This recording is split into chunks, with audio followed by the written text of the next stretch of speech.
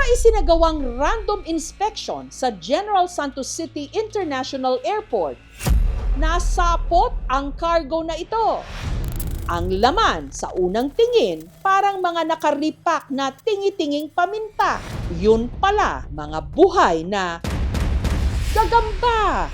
1,902 pieces.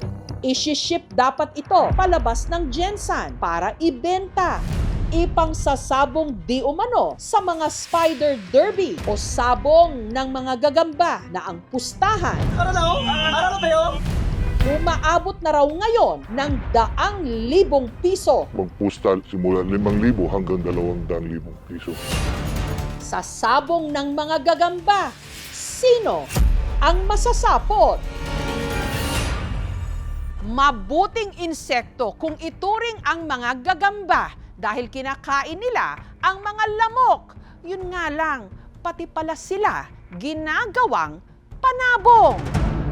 Ang nasabat na kargamento, ipinasuyo lang daw ng consignor o sender nito sa isang airport shipper. Pinakasuyuan niya yung shipper na ipadala yung isang karton papunta ng Iloilo.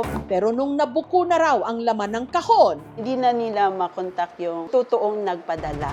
ang mga nasabat na gagamba itinurn over sa Senro o sa Community Environment and Natural Resources Office. Ang laman ay mga barn spiders. Scientific name nito is Muscona vigilant. Marami ito sa Gensan kasi nakilala bilang isa sa mga biodiverse region. Nirelease din namin itong mga gagambang ito. Ang bentahan ng mga pambatong gagamba ngayon, pumapaldo! Ang magkaibigang Mark at Brian, hindi nila mga tunay na pangalan, sinusuyod ang masukal na bahaging ito ng kanilang barangay para manghuli ng gagamba. Paglilinaw lang po, nakatakda talaga silang manghuli nung gabing yon at sinamahan lang sila ng aming team. Alas 10 ng gabi, ito yung panahon at oras na naghahanap kami ng gagamba. Ang target natin, 30 pieces na gagamba, okay na. Dala natin po ngayon is flashlight at saka yung karang. Hanggang sa may naispatan sila. Hindi sa ganong kalakihan, pero kukunin na lang natin. Ito ay pulahan na gagamba. Nabibenta namin ng 10 piso lang. Hindi siya pwede pang derbin. Pero hindi raw ito ang kanilang pakay. Ang kailangan daw nila, yung mga gagambang mahahaba at makakapalang mga galamay at may katamtamang katawan. Mabilis sila kung sa labanan. Maya-maya pa, si Brian nakahuli ng gagamba na kung tawagin nila, maisan. Pasok talaga sa Excel yung laki niya. Pantay kasi yung katawan niya. Mahaba yung galamay at saka yung tiyan niya malaki. Nakahuli rin siya ng 2 pang gagamba na kulay gray na kung tawagin naman daw, abuhan. Good size yung katawan niya. Sinto na to. Si Mark naman, 2 tigrehan ang nadakip. Hindi gaanong malaki yung tiyan. Kaya sa naging tigrehan kasi yung likod niya po parang tigre. May mga nahuli rin silang gagambang itiman. Derby size 70, 80 at kung maganda yung buyer, 100 pa. Matapos ang 2 oras, ang kanilang mga nahuli, 30 mga gagamba. Nasa mga 500 to package still na to. Pagka-uwi, ipinatong sa tabong may tubig. Para hindi langgamin. Pag nilanggam kasi, mamatay sila. Ang presyo ng mga gagamba, nakadepende raw sa laki nito.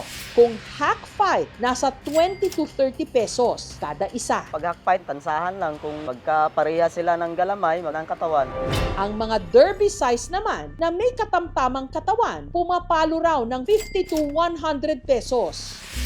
Ang kinikita raw nila sa pagbebenta ng gagamba mula 800 to 1,000 pesos. Mas malaki ang kita sa pagbebenta ng gagamba kaysa pagtatrabaho ko. Ginagawa ko ang paghahanap ng gagamba kasi no choice kaysa gagawa ka naman ng mga illegal. Sir, di ba illegal din yung paghuhuli ng gagamba? Oo, alam naming illegal. Buwis buhay na rin siya. Kaysa magnakaw ka. Pero sir, di ba yung gagambang hinuhuli niyo may buhay din? Yun lang ang isang ding pagkakamali na nagawa namin. Si Jeff, hindi niya rin tunay na pangalan, dati raw dealer at buyer ng mga gagamba. Kung pagtagi-100, pagpatong dealer rin ng 50, 100 na, hanggang 200 bawat piraso. Naging handler din daw siya ng mga gagamba noon at aminadong nag-organize at sumasali sa mga derby. Ang patmani naman manggagaling doon sa tinatawag na registration. Maabot hanggang 20 entry, 50 to 100k. Paghahati-hatihan namin sa grupo yun. Hindi raw biro ang ibinababa ritong pusta. Simula 5,000 hanggang 200,000 piso. Isa ako sa nasali nun na nahuli. Kaya yun, tapos mainit na. Uminto na ako, matagal na. Yung trade, transport, at saka collection pinagbawal sa ating batas. Ang nilalabag natin is RA 9147, yung Wildlife Conservation and Protection Act. Other threatened species siya. Para sa ating gobyerno, napapayagan nga yung mga kasino, napapayagan yung pagsasabong ng manok. Bakit hindi na lang din payagan pang libangan ng mga tao na pagsasabong ng mga gagamba?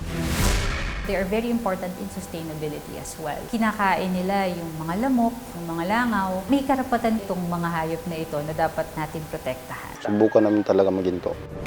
Ang sabong ng mga gagamba, simpleng libangan lang noon ng mga kabataan. Ngayon, nauwi ng big time na sugal. Tandaan sana natin at huwag na huwag kakalimutan na ang mga gagamba may mahalagang papel sa kalikasan at sa ating kaligtasan. Kaya ang mga nilalang na ito, tantanan na natin. Huwag nating paglabanin at pagpustahan.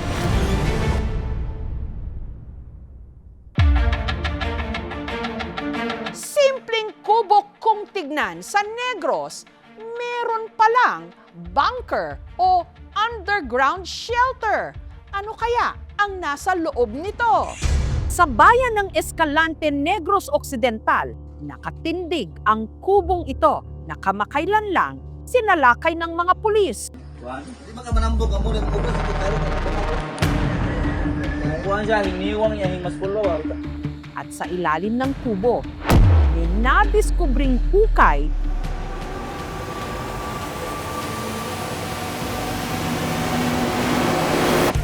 na tila ginawa raw lungga. Parang unfinished pa yung tunnel. Ano ang lihim na nakatago sa di umano bunker? Ang hukay may lawak na 5 metro kwadrado. Nasa 15 feet naman ang lalim nito. Hindi na basta-basta yung hukay. Parang taguan na. Ang tinderang si Rosalinda naniniwalang bunker o taguan ito at kilalang kilala raw niya kung sino ang di umano gumawa ng hukay na ito at dito rin nagtatago. Walang iba kundi ang lalaking nanloko raw sa kanya, si JR Escares.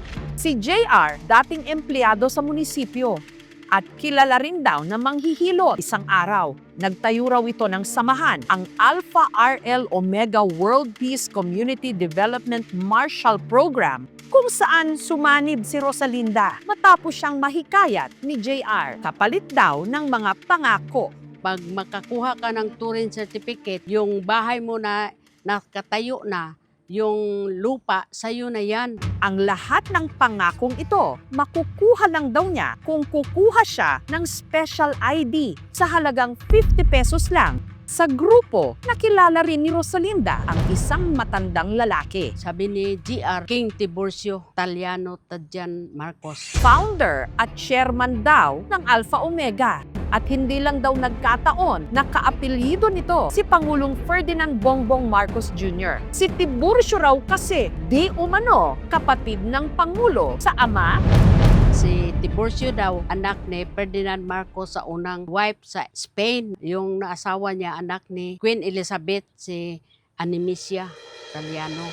Siya rin daw ang nagmamay-ari ng Pilipinas. Yung mga lupa daw sa buong Pilipinas, binayaran sa mga Talyano ng $20 million sa 1949. Si Tiburcio daw, yan ang sole signatory sa Central Bank. Mag-imprinta daw ng pira na pangbigay sa amin. Dahil sa nakasisilaw daw na mga ipinangako ni JR, si Rosalinda umanib sa Alpha Omega. Nag-stop ako sa business ko ang tagalista sa mga member. Tsaka marami rin akong nakuha ng member dire sa Escalante. Almost mga 1,000 ang nakuha ko.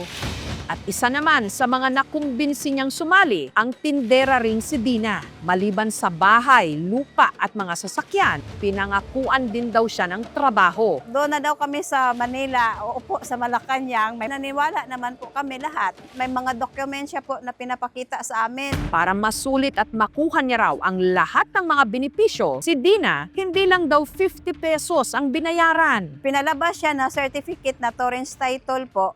Kung sino naman gustong kumuha doon kasi may 250 square meter na lupa, bigay sa'yo. Nagbayad din ng 250 po. Commissioning na certificate sa EPRALO, 200 pesos. So maraming nagkuha po kasi ang nakasulat doon, libre sumakay ng eroplano, libre magsakay ng barko, libre sa bus. Tapos, kung lalabas ka ng ibang bansa, hindi na po kailangan ng visa. Pero dumami na yung tagpa-member, sabi niya gawin na lang ng 100 every member. Dumami na rin yung koleksyon. Pero ang ipinagtaka raw ni Dina, ang mga nalikom nilang pera, ipinadala raw nila kay Tiburcio. Mamigay nga ng pera, tapos kita pa ang magpadala doon. Kaya sabi niya, wag ka na maraming daldal sis, padala na doon kasi kailangan natin majesty ng pera. Nakapadala din po ako ng 50,000. Isa rin sa mga na-recruit sa Alpha Omega, si Lilibeth, na hinatak din sa samahan halos lahat daw ng kanyang mga kamag-anak. Yung kapatid ko, mga anak ko, mother-in-law ko, sister-in-law. Kasi ang sabi niya sa amin, mas malaki yung babalik sa amin daw. Promise ng promise, itong buwan na ito, may pera na tayo. Wala naman.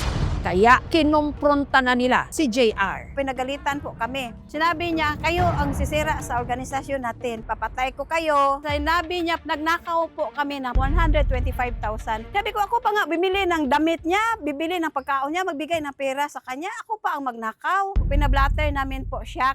Si Rosalinda naman, agad humingi ng tulong sa abogado. Sabi ko, attorney, pwede ba wag lang ako isali? Isa rin akong biktima na pinangakuan na hindi nakatanggap. Nag-order po na i-arrest ito pong suspect dahil po sa 6 counts na syndicated estafa under Article 315 of the Revised Penal Code. At nito ngang August 13, nagtungo ang mga otoridad sa kubo na itinuturong pinaglulunggaan ni JR. Pagdating nila doon, yung suspect is allegedly nagtago. Sinerch nila yung area. At doon nila nadiskubre na sa loob ng kubo may hukay.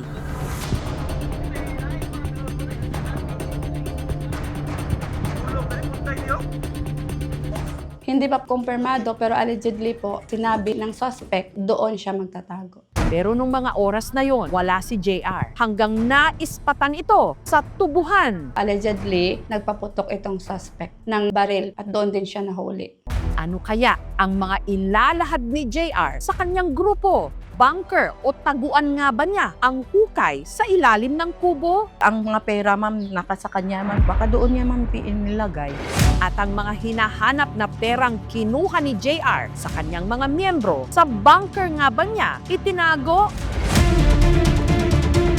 Babain na natin ang mismong bunker ng sinasabing mangbubudol ng Negros Occidental sa aming pagbabalik.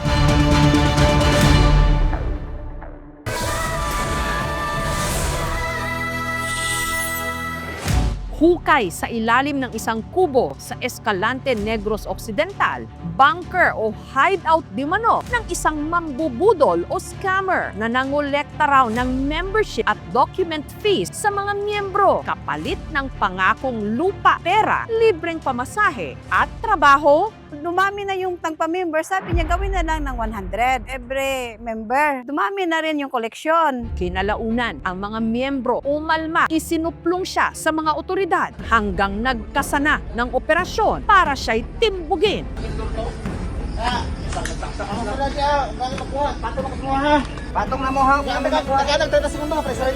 Hanggang nahuli. Ang suspect na si JR, inabutan naming nakakulong na sa Escalante City Police Station nito lang Huwebes. Hindi po ako nagre-recruit. Wala naman ako pong inihingi. Kung gusto kayo magpa-member nito, kayo ang magpapagawa ng identity ninyo. Ang problema, ma'am, dahil ako ang team leader sa Negros, ako daw ay namimera sa mga mahihirap. Bibigyan daw sila ng lupa, bahay, sasakyan, pera. Hindi po ako, ma'am, ang nagsabi niyan, kundi ang mga organizer na pumasok sa akin para makakolekta po sila ng pera. Sinungaling. Siya naman ang nag-utos sa amin na mag-recruit kami. Magalit pa nga siya pag minsan pag wala ng pira. Yung mga dokumento po na ini-issue ng grupo nila ay wala pong visa. Hindi po magagamit sa anumang transaksyon. Patong-patong ang mga haharapin niya ngayong kaso. 12 to 20 to 40 years na imprisonment. Non-bailable po yun. Another case, attempted homicide and direct assault sa 12 to 15 years of imprisonment. Pero ang tanong pa rin ngayon, nasan na ang mga perang nakulimbat niya sa kanyang mga miyembro?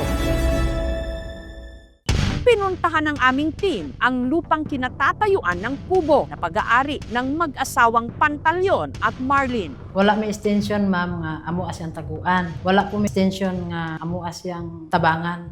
Ayon sa kanila, ang hukay hindi raw talaga bunker, kundi dati raw ulingan. Paanan big tubig dito sa among area. Mga itpit, anak asawa ko, undangin nyo na kay base kung mahulog ang kabataan, dira, may problema pa ta.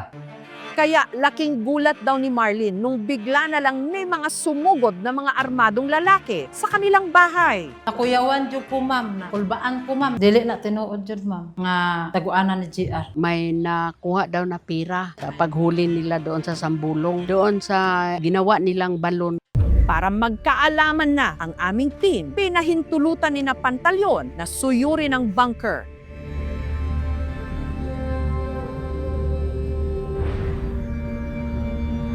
Kahit isang piso, wala naman. Barya, wala naman ito. Charge of experience na lang. Hindi na kami ma'am umaasa ma'am na babalik yan. Nagasto yan na yan ma'am sa mga pusil, sa mga bala ma'am, sa luhon niya. Yung mga kababayan po natin na nasa liblib na lugar, nagiging biktima dahil yung kaginhawaan na kayang ibigay ng ating estado ay malayo po sa kanila. Huwag po tayong maniwala sa easy money. Dapat i-verify muna nila, may permit ba ito, legal ba ito. Pumunta sa mga station, magreklamo. Ang importante lang ma'am, nasa jail na siya ngayon. Bayaran niya yung niloko niya sa mga tao.